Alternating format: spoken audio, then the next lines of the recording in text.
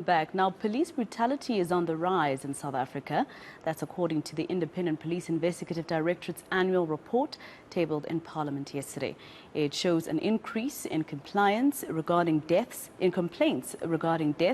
as a result of police action. 410 cases were recorded, while more than 220 were in police custody. For more on this, we're joined by IPID's spokesperson, Lizzy Suping. Thank you very much, Ms. Suping, for your time here on eNCA. Give us a picture of how this looks. Exactly what do the stats show you about the type of police we have in our country? Good afternoon, Maseko, and thank you very much. In terms of our stats, we've got three main case drivers from our investigations. The main case drivers are assault, death, the discharge of a firearm, and the death due to police action. However, also when you look, you might find that something starts as an assault, and eventually somebody succumbs to their injuries, and then it then becomes death as a result of police action. However, assault leads the pack, because with assaults we are at 3,407, and then the discharge of an official firearm, which is at 744, and the death due to police action at 410. That's mainly those case drivers. We do have other cases that we investigate, but these are the ones that are really prominent. And this is within the current financial year or the previous one? It's just in 1 year, basically, in 12 months? Yeah, it's in the previous financial year.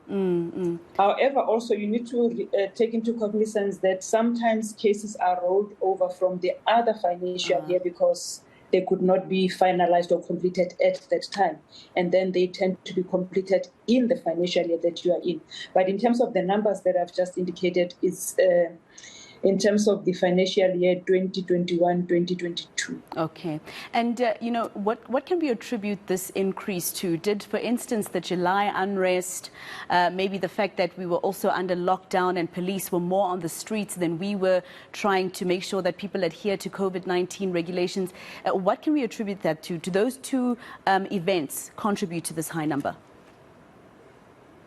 They have actually contributed, because most of the cases that we received were assaults. And apart from just the normal assaults that we had throughout the year, they also contributed because police had to go out there and enforce the lockdown restrictions, but also to go and manage the crowds during the unrest in July.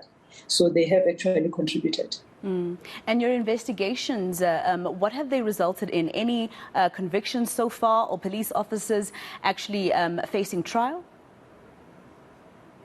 In the very financial year that we're talking about, we referred 4,015 cases. We investigated and referred those 4,015 cases to SAPS for disciplinary action, and also to the NPA for prosecution. But also we need to bear in mind that due to lockdown, courts were not operational in the previous year. Most of the time, courts were closed. So we have secured some of the convictions, but it depended on the time that the courts were operational. We secured 20 convictions in terms of criminal convictions, and the highest sanction was life imprisonment, but the other sanctions ranged between 8 and 20 years. However, in terms of the disciplinary sanctions, the recommendations that were sent to SAPS, we were able to secure 239 disciplinary convictions, and 53 officers were dismissed from work. However, some of the cases... You can continue, ma'am. You can continue. Sorry about that. Okay, since some of the cases could not be completed then, they were then rolled over to this new year that we are in. Some of them will be completed in this new year. And how has this affected IPID's annual budget, you know, seeing that there's been more cases that you had to investigate?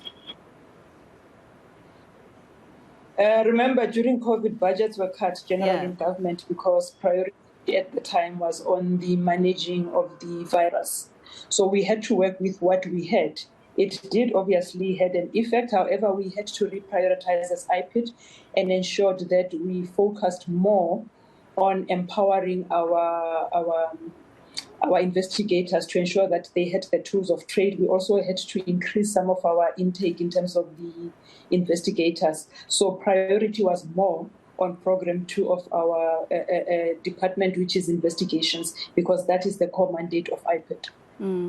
Just lastly, Ms. Suping, when it comes to our policing in South Africa, IPID's honest opinion, because you're the ones who are the watchdog in terms of police conduct, etc., would you agree with people who say that our police officers need more training when it comes to how to handle, situations such as the July unrest? Because every time there's a protest like that, not every time, but most of the time, we see, for instance, your Mr. Ntumba, who passed away during that protest for Fees Must Fall, and he had nothing to do with it. So would IPID say that our police officers need more training in how to handle situations such as protests as big as that? In terms of what we do, because part of what we do is to try and reduce the level of police criminality and misconduct. So what we do is we do make inputs to SAP's policy processes. We make recommendations towards their policies on how they should behave when they manage crowds, on other issues that they can improve on with regards to training that you've referred to. So we do make contributions towards their policy processes. And one of those contributions or recommendations that you make, would it include, for instance, better training for police officers in how to handle law and order? Yes, we do make those policy recommendations on how they should handle themselves when managing crowds. Also, how to handle themselves should they have to effect an arrest. Yeah. So we do make those policy recommendations. All right. Thank you so much for speaking to us here on eNCA. That was IPID's spokesperson, Lizzy Suping, speaking to us there. Let's give you